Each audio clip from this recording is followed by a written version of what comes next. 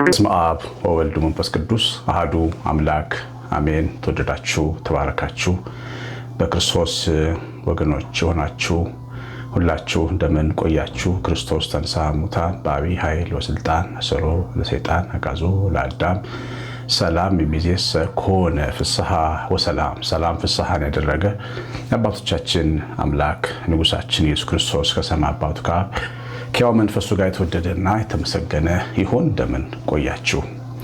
እንግዲህ በሰላም ጾማችንን ሱባኤያችንን አስፈጽሞ ለትንሣኤው አድርሶናል። ክብር ምስጋና ይገባዋል። በአጋፔ ቤተሰቦች ያደረግናቸው ጸሎቶች ሁሉ እንደጠቀሟችሁ ተስፋ አረጋለሁ። የብዙ ሰዎችን ችግር እንደፈታ፣ ብዙዎች የታመሙም እንደዳኑ ተስፋ አረጋለሁ። አንዳንድ ምስክርነቶችም ልካችሁልናል። እግዚአብሔር ይመስገን። ደግሞ ጸሎት ባንዴ አይሰማም። አንዳንድ ጊዜ እግዚአብሔር ጸሎትን የሚሰማባቸው ጊዜያቶች አሉ። እንዲሁ ደግሞ ጸሎትን የሚመልስባቸው መንገዶች፣ እኛ ማናስተውላቸው መንገዶች ይኖራሉ። እንግዲህ በሁሉም ብቻ እግዚአብሔር ጸሎታችንን ልመናችንን ይስማ፣ እናንተንም ይባርካችሁ። ዛሬ የምንማረው መኃልየ ሰሎሞን መጽሐፍ ላይ ምዕራፍ 2:15 ላይ ወይናችን አብቧልና ጥቃቅኑን ቀበሮች አጥምዳችሁ ያዙልን የሚለውን ቅዱስ ቃል ነው። ተወዳጆች፣ ያው ጥቃቅኖቹ እንዴት አድርገው ሊበሉን እንደሚችሉ እንድንጠነቀቅ ነው። ወይኑ አብቧል፣ ቅኔ ነው። ወይኑ እግዚአብሔር በጸጋ የሰጠን ሕይወት ነው። አሁን የደረስንበት የሕይወት ደረጃ ነው። ለብዙዎቻችን እግዚአብሔርን ለማወቅ በቅተናል። ሥጋው ደግሞ ለመቀበል የበቃናለን። ንስሐ የገባን ሰዎች አለን። እግዚአብሔርን በመፈለግ በመጠማት የምንኖር ሰዎች አለን። ከዚያ ባለፈ ደግሞ ችግረኞች ድሆችን እየደገፋችሁ የምትኖሩ የምንኖር ሰዎች አለን። ለቤተክርስቲያን በፈረሰ ቦታ የቆመን ያለን ሰዎች አለን። በጣም ብዙ ሰው የማያውቃቸውን በጎና መልካም ስራዎች እየሰራችሁ ያላችሁ ብሩካን እግዚአብሔር ልጆች አላችሁ። ሁላችሁን እግዚአብሔር ይባርክ። ይሄ ያበበ ወይን ይባላል። እግዚአብሔርን ማወቅ፣ ወደሱ መጠጋት፣ በነፍስ በመንፈስ ማደግ፣ ይሄ ትልቅ ነገር ነው። ዝም ብሎ ስሜት ከማጣት ስሜት ያለው ሰው መሆን ለእግዚአብሔር በእግዚአብሔር ሲባል የማይደነግጥ ልብ ዛሬ በሕያው እግዚአብሔር ስም ትልልቅ ስራዎችን የሚሰራ ሰው ሆነ ሊሆን ይችላል። ይሄ እንግዲህ የማደጋችን ምልክት ነው። ሐዋርያው ጳውሎስ ጢሞቴዎስን ሲመክረው ማደግህ በነገር ሁሉ ይሁን ይላል እና በነገር ሁሉ እያደገን ያለን ሰዎች አለን እና ያደግነው በጸሎት የጾምን መጾም የቻለን አለን። እነዚህን 55 ቀናት ጾመን የጨረስን ሰዎች አለን።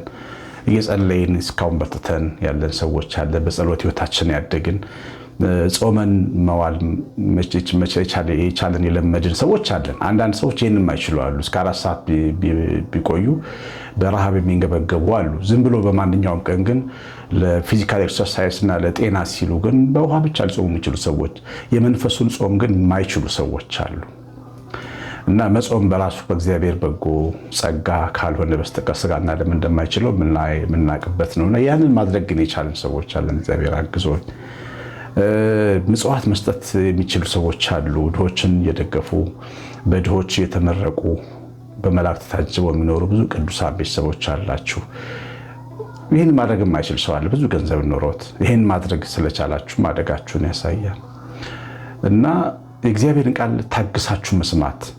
ሶሻል ሚዲያ ላይ ብዙ የምሰማቸው ነገሮች አሉ። ከፍታችሁ ያንን ነገር እስኪያበቃ ድረስ መጨረስ፣ መጽሐፍ ገልጣችሁ እስኪ ሀሳቡ እስኪፈጸም ድረስ ማንበብ መቻል የእግዚአብሔር ጸጋ ነው። ይህን እግዚአብሔር የሰጣችሁ ሰዎች አላችሁ። ይህ የማደግ ምልክቶች ናቸው እና ወይናችን አብቧል ማለት ይሄ ነው። ወይናችን በመንፈሳችን ውስጥ ያለው የተከለው ይሄ የተከለው ሰውነታችን ውስጥ የተከለው የእግዚአብሔር ሰው መንፈሳዊ ሰው እያደገ እየመጣ ነው ማለት ነው እና እነዚህ ይሄ ሰውዬ ሲያድግ፣ ይሄ መንፈሳዊ ሰው በውስጣችን ሲያድግ ደግሞ የሚመጡ ቀበሮች ደግሞ እንዳሉ ይነግረናል። ጥቃቅን ቀበሮች የሚባሉ አሉ። እነዚህ ጥቃቅን ቀበሮች ብዙ ጊዜ ከሀሳባችን የሚነሱ ናቸው። ሰው ይላል እግዚአብሔር ቃል ቅዱስ ያዕቆብ በገዛ ምኞት ሲሳብ ሲታለል ይፈተናል። ምኞት ጸንሳ ኃጢአትን ትወልዳለች፣ ኃጢአትም ደግሞ ሞትን ታመጣለች። ሞት የሚባለውን ትልቁን ውጤት የምታመጣው ኃጢአት ናት። ኃጢአትን የምትወልደው ደግሞ ልብ ውስጥ ያለች ምኞት ናት። ስለዚህ ምኞት እርሾ ናት ማለት ነው። ትንሽ ነገር ናት። እርሾ ታውቃላችሁ፣ ትንሽ ናት፣ ግን ሊጡን ታቦካለች። በጣም ጥቃቅን ነገሮች አሉ እኛ ውስጥ የሚሰሙን። እነሱ ነገሮች ላይ በጣም መጠንቀቅ አለብን። ለምሳሌ ከጥቃቅን ቀበሮች አንዱ ቅናት ነው እና ቅናትን ብዙ ጊዜ ፈልገነው አይደለም የሚሰማን፣ ሳንፈልገው ነው። እኩያችን የሆነ ሰው ከኛ የተሻለ ነገር ኖሮት እናያለን። ስለዚህ ደስ አይለንም ያ ነገር ስላለው፣ ግን አይንናገረው፣ አናሳየው። ስሜታችን ውስጥ ግን ያን ነገር እናያለን እና እንድንወዳደረው ከዛ በኋላ ስሜታችን ይገፋፋናል። ያን ሰው መሆን ካልቻልን ደግሞ እንድናጠቃው ይገፋፋናል ማለት ነው። ዳዊት በሳኦል የተፈተነው በዚህ ነው። ሳኦል ዳዊትን ለመውጋት ምንም በቂ መረጃ የለው። ብቸኛ ምክንያቱ ቅናት ነው። ቅናቱ የተጫረው የእስራኤል ሴቶች ጎልያድን ከገደለ በኋላ ዳዊት ንጉሱን ዳዊትን 10,000 ገዳይ ብሎ ስለዘመሩ ነው። ንጉሱን ዳዊት እልፍ ገዳይ ተባለ። እልፍ 10,000 ማለት ነው። ያቺ የቅናት ስሜት የትልቁን ንጉስ ልብ በጠበጠችው። ከዛ ቅናቱን ጥቃቅኑን ቀበሮች አላደናቸውም። ይሄ እግዚአብሔር ሰው ነው፣ መንፈስ ቅዱስ ያደረበት ሰው ነው፣ እግዚአብሔርን ያመነ ሰው ነው፣ በእግዚአብሔር ስም ተጠራርሮ መግደል የሚችለው ብሎ በአይምሮ በመንፈሳዊ አይምሮ ማሰብ ነበረበት። ከመንፈሳዊ አይምሮ ይልቅ ልብ ውስጥ የሚሰማውን ያንን የቅናት እሳት አዳመጠ። ለዛ እሳት የሚመች የሚቀጣጠል ደረቅ እንጨት ሆነ ሳኦል። ስለዚህም እድሜ ዘመኑን ንጉሥ ዳዊትን ለመግደል ሲያባርር ሲያሳድደው ኖረ። በዚያ ምክንያት ክፉ መንፈስ ይዞት ጠንቋይ ቤት ሁሉ ሳይቀር መሄድ ጀመረ። ጠንቋይ የሚጠላ የነበረ ሰው እና ከንቱና አልባሌ ነው የሚያደርገን። ጠቢቡ ሰሎሞን ቅናት አጥንት ያነቅዛል ይላል። ያ ምንድነው? ጥንካሬን ግድል አድርጎ ይበላል። የሰው ልጅ ጥንካሬው፣ የሰው ልጅ ማንነቱ፣ የውስጥ ጥንካሬው። ለምሳሌ ወንድሜ አንተ በጣም ጠንካራ ነገሮች አሉ፣ እህቴ በጣም ጠንካራ ነገሮች አሉ። ተወዳጅ ያደረገሽ፣ ሚስት ያደረገሽ፣ እናት ያደረገሽ፣ መልካም እህት ያደረገሽ፣ ወንድሜ ጠንካራ ሰው ያደረገ፣ መሪ ያደረገ፣ የቤት አባወራ ያደረገ፣ የኑሮ መሪ ያደረገ አንድ ጠንካራ ነገር አንተ ውስጥ እግዚአብሔር ተክሏል። ቅናት እሱን ነው የሚበላው ነው የሚል። የሚገርማቸው አጥንት ያነቅዛል። ነቀዝ ከውስጥ ነው የሚበላው። የገጠር ሰዎች ታውቃላችሁ፣ ለነቀዝ እህሉን ከላይ ደህና ነው የሚመስላችሁ፣ ውስጥ ለውስጥ ነው የሚበላው። ካለቀ በኋላ ነው የሚታወቀው ሲፈረከስ። እንደዚሁ ነው ቅናት ውስጣችንን ለመብላት የሚዘራ ከዲያብሎስ የሚዘራ የውስጥ መርዝ ነው እና ይሄንን ብልጭ የሚል ስሜት ገና ሳያድግ መቆጣጠር ያስፈልጋል። ወይናችን አብቧል። እኛ መንፈሳዊ ሰዎች ያደግን ያለን ሰዎች በአጭር እንዳንቀር ይህንን ስሜታችን መቆጣጠር አለብን። ይሄ ብቻ አይደለም። ለምሳሌ ትዳር ያላችሁ ሰዎች፣ ትዳር ያለን ሰዎች በስራ ቦታችን ላይ መልካም የሆነ ሴት ወይም ደግሞ ጠንካራ የሚሆን ልብ የሚገዛ ወንድ ጋር አብረን ልንሰራ እንችላለን። የሰው ባል ይሆናል ወይም ትዳር የሌለው ይሆናል። እኛ ደግሞ ትዳር አለን። እንዲሁ ደስ ሊሉ ይችላሉ። እነዛ ሰዎች ደስ ይሉኛል ከሚል ስሜት የሚመጣ ነገር እያደገ ይመጣል። ጥቃቅኑ ቀበሮች ከዚህ ይጀምራሉ። አንዲት ሴት ደስ ሊላት የሚገባው ጊዜ ባሏ ነው። አንድ ወንድ ደስ ሊለው የሚገባው ሁሌ ሚስቱ ናት። ለሚስቱ የሚሰማውን ያን ደስ የሚል ስሜት ለሌላ ሴት ካደረገው ቆይቶ ከእሷ ጋር አለመውደቁ ምንድነው ዋስትናው? ስሜት ከምኞት ነው የሚወለደው። ጥቃቅኑን ቀበሮች ማደን ያስፈልጋል። ደስ ከሚል ሰው ጋር መዋል፣ ደስ ከሚል ሰው ጋር መብላት፣ ደስ ከሚል ሰው ጋር መጫወት የኛ የሰዎች ልጆች ዝንባሌ ነው። የሰው ልጅ መንገድ ከቆንጆች ጋር ነው ይላል ጠቢቡ ሰሎሞን። ተከትለን ነው የምንሄደው በቃ ሳናቀው። ከዛ ልባችን በማናቀው ሁኔታ እልም ብሎ ይጠፋብናል። ራሳችንን የማይሆን ቦታ ላይ እናገኘዋል። ገሏን የምትታጠበዋን የሰው ሚስት የተመለከተው ዳዊት አይኖቹ ላይ ማማተብ ነበረበት። ሰገነት ላይ ቆሞ ስትታጠብ አያት። የሰው ሚስት ራቁት ማየት ነውር ነው። ግን ዳዊት አልፈራም። ንጉስ ነኝ፣ ምን ችግር አለ በፈልገውም ባይ ብሎ አሰበ። ከዛ በኋላ ግን ወደ ቤቱ ከተመለሰ በኋላ ያችን ሴት ሊረሳት አልቻለም። ውስጡ እንድትገባ ፈቀደላት። አስጠርቶ አመጣት። አብሯትም ተኛ። የሰው ሚስት ያደረገውን ታውቃላችሁ። ባሏን ገደለ። ከዛ በኋላ በዳዊት ቤት የመጣውን የመከራ ጣጣ ልነግራችሁ አልችልም። ወይኑ እያበበ ነበረ። ዳዊት እያበበ የነበረ ሰው ነው። ግን ጥቃቅኑን ቀበሮች አጥምዶ አልያዘ። አልገደላቸውም፣ አላባረራቸውም። ፊት ሰጣቸው። ያበበውን ፍሬ ሊበሉት አቅም አገኙ ማለት ነው እግዚአብሔር ልጅ። እና ሁሌ እንደዚህ አይነት ስሜት ሲሰማን መጠንቀቅ አለብን። ጥንቃቄ ይጠብቃል፣ ማስተዋል ይጋርዳል። ጠንቃቃ መሆን አለብን። እግዚአብሔር ልጆች ጠንቃቃ መሆን አለብን። ትንሽ ምን የምንላቸው ነገሮች ናቸው በጣም ትልቅ ቦታ ይዘው ህይወታችን የሚመጡት። ጥላቻ አንዳንዴ በልባችን ውስጥ ከትንሽ ነገር ነው የሚጀምረው። በደንብ አላከበረኝም፣ አያከብረኝም፣ ወይ ቦታ አትሰጠኝም፣ ወይ ሰውዬ ቦታ አይሰጠኝም፣ ይንቀኛል ብለን ነው የምንጀምረው። ልባችን ውስጥ ያ ስሜት ብልጭ ይላል። ቀበሮ ይህን ስሜት ያስገባዋል ውስጣችን።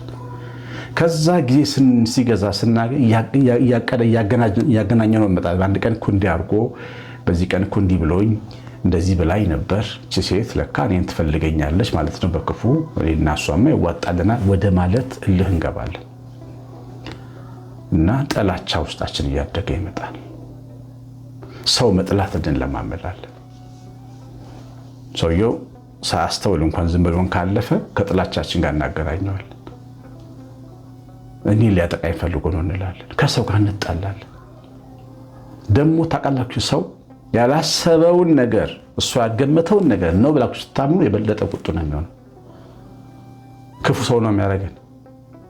በዚህ ምክንያት ጠላቶች እናበጃለን። በስራ ቦታችን፣ በትዳራችን፣ በቤተሰባዊ ግንኙነታችን አማች ይሆናል፣ ቤተሰብ ይሆናል። በቃ አስተያየቱ ራሱ ሌላ ነገር ነው ለኛ። የባል ዘመዶች ቤት መጥተው የበዓል ቀን አስተያየቷን አይተን የምንቆጣ ሰዎች ሌላ ነገር እንገምታለን። ለምን? ውስጣችን ያ ጥቃቁኑ ቀበሮ ዘር ዘርቷል እና ያንን ዘር ያንን ቆሻሻን ክርዳድ በውስጣችን እንዲዘራ እንዳንፈቅድ እንዳንተኛ መጠንቀቅ አለብን። ጌታ በወንጌል ገበሬዎቹ ስንዴ ዘርተው ሄደው በሌሊት ጠላት መጥቶ እንክርዳድ ዘራበት፣ ከዛ አብሮ በቀለ። ለምንድን ነው ቢሉት ሰራተኞቹ እኛ ተኝተን እንክርዳድ ዘራበት። ይሄ ትምህርት እንዳንተኛ ነው የሚያስተምረን። እንክርዳድ ልባችን ውስጥ እንዳይዘራ ማንኛውም ክፉ ዘር ሲጀምረን መቆጣጠር አለብን። እንድንጠላው፣ እንድንናደድ፣ እንድንቆጣ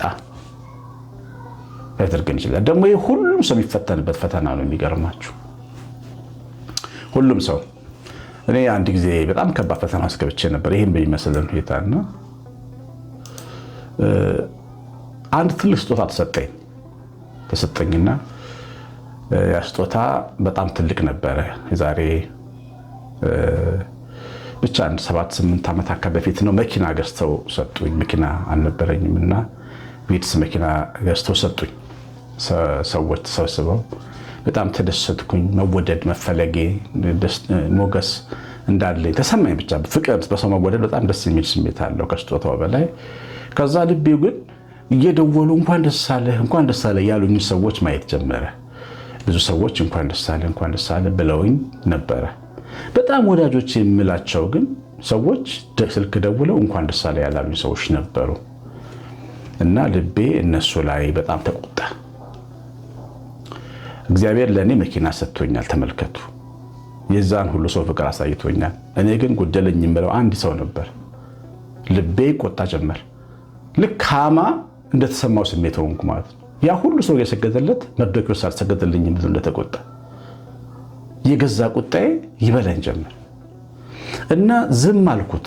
ያንን ስሜቴን ቆጣጠሩ አልሞከርኩም። ከዛ ስሜት እያደገ መጣ፣ እየተቆጣው መጣ በጣም። ከዛ ደውልና ንገራቸው፣ ሄደህ ንገራቸው፣ ወንድማቸው እኮ ነህ። ለምንድን ነው በልቤ ያለውን ነገር የምትይዘው ክፉ ነገር ለምትይዛለን ብሎ ደግሞ ክፋቴን፣ የልቤን ግብዝነት እንድዘራው በአፌ ውስጤ ይመክረኛል። ሊገርማችሁ ግን አላረኩትም ያንን ነገር።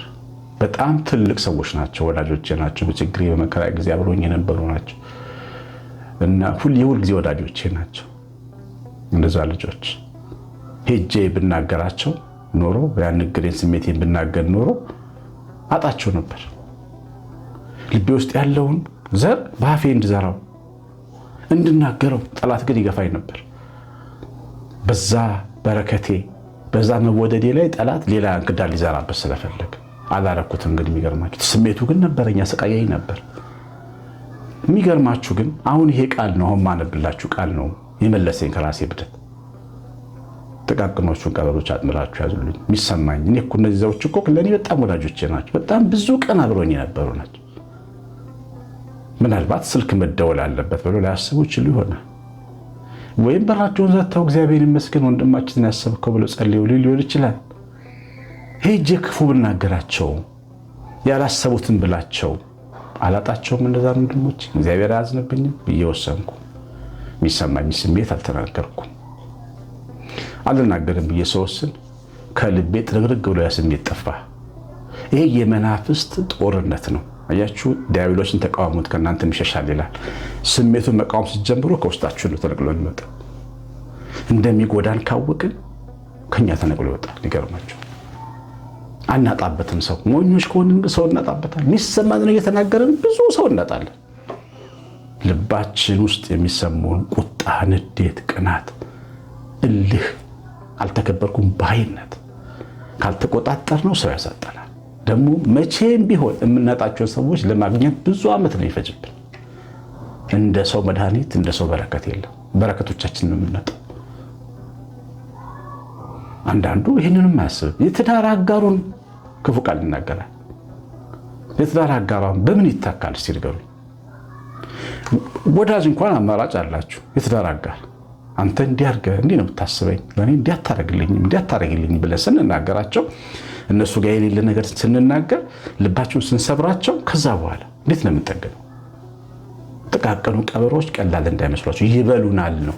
ብዙ ጠንካራ ነገር እያለን ልባችን ውስጥ የሚፈጠሩ ስሜቶች፣ ክፉ አመለካከቶችን ማረም ያለብን ገና ሳያድጉ ነው። ከእንጭጩ ወይናችን አብቧል፣ ጥቃቅኑን ቀበሮች አጥብላችሁ ያዙልኝ። ብዙ ነገር እንደተማራችሁበት ተስፋ አደርጋለሁ። ከሰው ጋር ባለን ግንኙነት፣ ከትዳራችን ጋር ባለን ግንኙነት፣ ከመንፈሳዊ ህብረታችን ጋር ባለን ግንኙነት ተጠንቅቀን መኖር አለብን።